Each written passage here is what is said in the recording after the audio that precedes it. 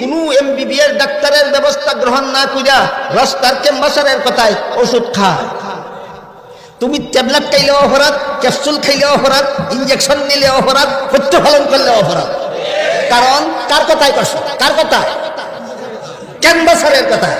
ক্যানভাসারের কথায় ট্যাবলেট খাইলেও অপরাধ, ক্যানভাসারের কথায় ক্যাপসুল খাইলেও অপরাধ, ক্যানভাসারের কথায় ইঞ্জেকশন নিলেও অপরাধ।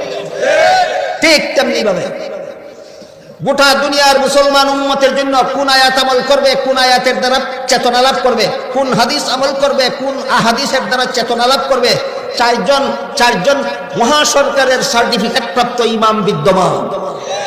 আবু হানিফার কথা মতো যদি তুমি ইমাম আবু হানিফার কথা মতো যদি তুমি আমিন আসতে কও, তবুও তুমি সব পাইবা, কারণ সরকারি ডাক্তার। ইমাম শাফির কথায় যদি তুমি আমিন জুড়ে কও, তবুও সব পাইবা, কারণ এই শাফি সরকারি ডাক্তার। বাংলাদেশের সরকারি ডাক্তার না মহাসরকারের ডাক্তার।